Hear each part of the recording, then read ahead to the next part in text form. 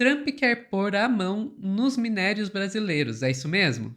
Pois é, no meio da guerra comercial, com tarifaço e tudo mais, parece que as terras raras do Brasil chamaram atenção. Mas, afinal de contas, o que é isso para começo de conversa? Quem vai explicar pra gente aqui é a Bruna Bufara no plantão do Meteoro.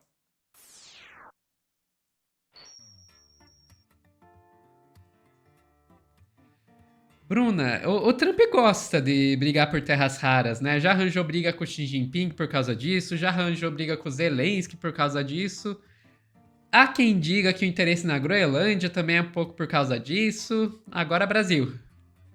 Vamos lá, né? Porque a China tem a maior quantidade de terra rara do mundo, a maior reserva desses minerais, e o Brasil é o segundo país com a maior quantidade de minerais críticos nessas terras. E aí, vamos lá, né? A gente tá no meio desse tarifaço, a gente tem bastante questão acontecendo, tem gente dizendo que isso é um trunfo para o Brasil poder negociar as tarifas, e tem gente achando que isso é, na verdade, uma enorme de uma estratégia, porque esses minerais eles funcionam não só para tecnologia civil, como carro elétrico ou transição energética, mas eles também funcionam para fabricar peças de caças militares. Então a gente está falando aqui também de uma estratégia que pode ser ou uma estratégia diplomática ou uma estratégia também de estratégia militar, né? Vamos abrir a matéria da Carta Capital. Olha lá, Estados Unidos da América querem acesso a minerais críticos do Brasil, indica encarregado de negócios da Embaixada Americana. Estima-se que o Brasil tenha cerca de 10% das reservas globais de minerais críticos, incluindo a maior reserva mundial de nióbio. Vamos lá. A gente vai falar aqui então sobre esse interesse que tem nessas terras raras. O encarregado de negócios e embaixador interino dos Estados Unidos no Brasil, Gabriel Escobar, se reuniu na quarta-feira com representantes do setor de mineração. Durante o encontro, Escobar apontou que os Estados Unidos têm interesse em acordos com o setor mineral brasileiro, principalmente em relações a minerais críticos e estratégicos. A conversa, que foi solicitada pelo diplomata norte-americano, foi com o diretor-presidente do Instituto Brasileiro de Mineração, o IBRAM, Raul Jungmann, e o vice-presidente, Fernando Azevedo, na sede em Brasília. O IBRAM afirmou que a pauta do encontro será encaminhada ao setor de deliberações. Além disso, representantes afirmaram que cabe ao governo decidir sobre a exploração dos minérios, já que a Constituição brasileira estabelece que recursos minerais são bens da União. Estima-se que o Brasil tenha 10% das reservas globais desses minerais críticos, incluindo a segunda maior reserva mundial de nióbio, a segunda maior de grafite e a terceira maior de terras raras e níquel, além de disponibilidade de lítio, cobre e cobalto. A reunião com o embaixador acontece no meio da escalada das tensões. Vocês perceberam? Talvez não, né? Então vamos lá. As tensões entre os dois países por conta das tarifas de 50% impostas ao Brasil. Apesar de esforços diplomáticos, a expectativa de chegar a um acordo é baixa, é bem baixa. E aí aqui a gente precisa conversar um pouquinho sobre essas terras raras, porque, né, por que os Estados Unidos querem ela? O que eles têm a ver com isso? Por que eles pegam tanta briga com isso, né? E o Lula já mandou, inclusive, Lula já esteve em um evento em que ele disse: aqui ninguém põe a mão. Afinal de contas, a decisão é do governo federal, porque, como diz a Constituição, isso é do Brasil, isso é da União. Então, é do governo essa decisão. As terras raras, gente, elas têm ali 17 elementos químicos essenciais para o funcionamento de várias coisas. Então, é peça de LED, é peça de câmera digital, é peça de smartphone, tudo para fazer tudo isso. Peça para carro elétrico, peça para energia eólica. Basicamente, toda transição energética precisa ir de algum desses elementos químicos. Né? E os eletrônicos e os armamentos militares, né? Então a gente já começa a ver, ok, precisa para transição energética, precisa para equipamento militar, precisa para eletrônico. Por que será que os Estados Unidos querem? Por que será? Não é mesmo? E aí, realmente, a China, hoje em dia, controla 70% dessa produção global, porque a China não só tem a maior reserva de terras raras, como ela também tem a maior processamento disso. Então, a China refina esses materiais. E os Estados Unidos estavam, por muitos anos, tranquilos apenas comprando isso da China. Mas agora que eles estão menos nessa posição diplomática e mais nessa posição de chantagem, já não tá muito, muito boa, né?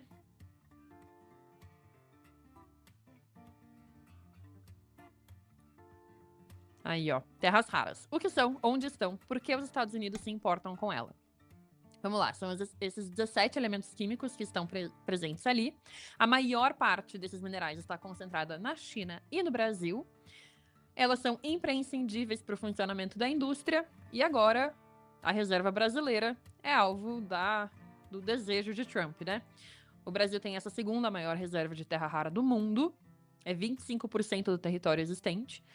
E o governo foi informado de que os Estados Unidos querem acesso a esses minerais estratégicos por essa reunião do Gabriel Escobar. Então, por conta disso, eles ficam mais interessados em fazer acordos com o Brasil para comprar esses minerais que eles consideram estratégicos. A posição de especialistas é que isso pode mudar o rumo da negociação sobre as taxas, mas o governo Lula já fez críticas e disse que aqui ninguém põe a mão. Então, realmente a gente vai ter aí um impasse, né? Porque, de novo, essas peças, né? Esses elementos químicos, eles fazem imã, eles fazem peça de caça, eles fazem submarino, eles fazem telêmetro a laser, eles fazem muito equipamento estratégico. O valor comercial é alto, mas é estratégico para um caramba. Praticamente todas as grandes inovações da atualidade dependem desses minerais. Pode falar, Sophie. Cara, eu acho que tem um conceito que é importante a gente trazer aqui, que se discute bastante quando a gente vai falar de política e meio ambiente, que é o conceito de zona de sacrifício. Você já ouviu falar disso, Bruna? Eu já ouvi falar umas 2 vezes, mas pode me explicar de novo, Sophie. Vamos lá. A gente sabe que as mudanças climáticas estão pegando e estão pegando pesado e só vão pegar cada vez mais pesado. O que significa que vão haver muitos países que vão ser forçados, queiram ou não, a fazer algum tipo de transição. Só que, como que é que isso pode ser feito? Você pode ter algumas regiões do mundo fazendo toda a transição necessária, comendo só comida orgânica, banindo todas as indústrias que são poluidoras, que poluem a água, o solo, garantindo a qualidade de vida dos seus cidadãos, mas mantendo um padrão de consumo que precisa da degradação do meio ambiente. E daí como é que você faz isso? Você exporta. Você pega e coloca toda a parte necessária para manter o seu estilo de vida, mas que é poluidor e que destrói tudo, para outro lugar. Então, cara, mineração de terras raras é um verdadeiro desastre ambiental. Por que elas são chamadas de terras raras? Porque são metais raros? Não. Sabe por que elas são chamadas de terras raras? Porque aonde elas estão presentes em quantidades muito pequenas. É assim, coisa que você precisa tirar toneladas de terra para conseguir gramas desses metais. Por isso que elas são chamadas de terras raras. Então você só imagina o tamanho da degradação ambiental que você faz para conseguir extração de terras raras. Daí, o que seria uma zona de sacrifício? Seria assim: os Estados Unidos querem ter essas terras raras para continuar tendo as suas arminhas, os seus carrinhos, os seus eletrônicozinhos, mas eles não querem ter que arcar com o custo ambiental, social, econômico, humano de fazer essa mineração. Então faz o quê? Falta outros países para explorar para eles. Esses países são a zona de sacrifício. Esses países são a zona de sacrifício. A gente pode dar outro exemplo de zona de sacrifício. Imagina que você quer produzir carne, quer produzir frango, quer produzir porco, e você vai precisar de muita soja para fazer ração para esses bichos. Daí sabe o que você faz? Você arranja algum país aí, idiota, que pega e degrada toda a sua mata nativa, que destrói todas as suas. Um custo ambiental enorme, que ele próprio vai sentir depois, porque vai ver desertificar todo o seu território, acabar toda a sua água. Pega, coloca, joga todo o custo humano para fazer essa produção de soja, que vai ter que matar indígena, quilombola, agricultor familiar para conseguir pegar as terras para plantar essa soja. Pega, envenena esse país, envenenando lençóis freáticos, o solo com agrotóxico, e deixa esse país ficar com todo esse custo, e ele produz a soja para você, e você só pega essa soja pronta e dá para os seus bichinhos para eles comerem e você ficar com a carne. Isso é ser zona de sacrifício. Não sei se vocês perceberam, mas tanto os Estados Unidos quanto a China, sim, vou falar mal da China nesse ponto, estão usando a gente como zona de sacrifício, de maneiras diferentes. Os Estados Unidos quer usar a gente de zona de sacrifício para pegar os nossos metais terras raras, enquanto a China acaba usando a gente de zona de sacrifício para produzir soja para servir de ração para os animais deles, dos animais de cortes deles. E aí a gente se encaminha para a desertificação, mas nossa senhora, que surpresa. Enfim, é isso. A gente está servindo de zona de sacrifício. E espero que a gente já está servindo de zona de sacrifício com relação ao agro. Espero que a gente seja inteligente o suficiente de não servir de zona de sacrifício na questão de mineração de terras raras também. E eu acho importante a gente discutir uma questão aqui, porque é bem facinho a esquerda cair nessa de querer ser zona de sacrifício, sabe?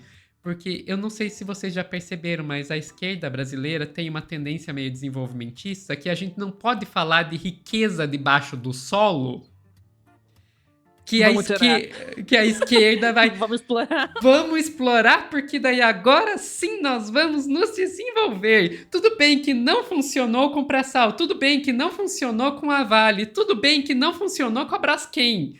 É incrível como nunca funcionou essa ideia de querer tirar a riqueza debaixo do solo para se desenvolver. Eu fico muito preocupada quando assim a gente começa a falar sobre outra riqueza debaixo do solo. Eu já consigo escutar os tambores do desenvolvimentismo brasileiro dizendo: não, a gente tem que explorar as terras raras do Brasil antes que o Trump explore. Ai. Enfim. Esse não é o caminho. Desculpa, pistolei. Não Pistolei, Bruna.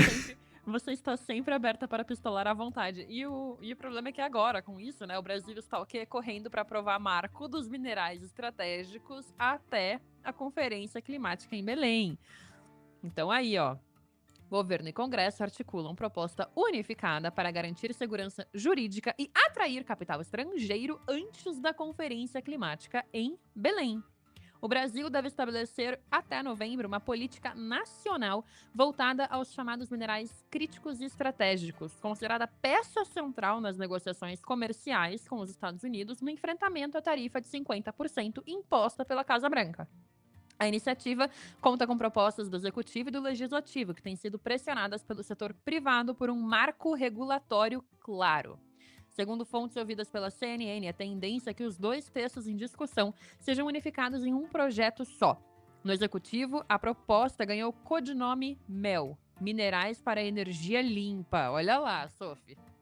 Um rascunho de decreto presidencial já foi redigido e circula entre autoridades, que contribuem com sugestões. O texto amplia o uso estratégico dos minerais para além da transição energética, abrangendo a segurança alimentar.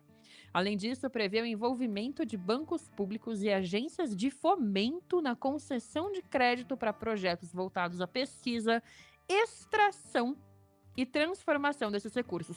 Eu acho que você já comentou absolutamente tudo e foi bom que você comentou antes da gente entrar na notícia, porque agora a gente entra exatamente nisso, que o projeto virou, então a gente tem terra rara, então vamos explorar isso aí. Ai. Daí, Mas calma lá, Sofia. O pré-sal teve interferência norte-americana e as demais citadas foram privatizadas. O desenvolvimento do país é necessário e crucial até para a nossa soberania. Vamos lá. Sim, teve problema de privatização. Sim, teve problema de interferência dos Estados Unidos, mas os Estados Unidos já está tentando interferir de novo. E vamos e convenhamos, qual é a grande empresa de exploração mineral que a gente tem no Brasil que não seja privada? Mas, enfim, e quanto à questão de tem que promover o desenvolvimento do país até para a soberania?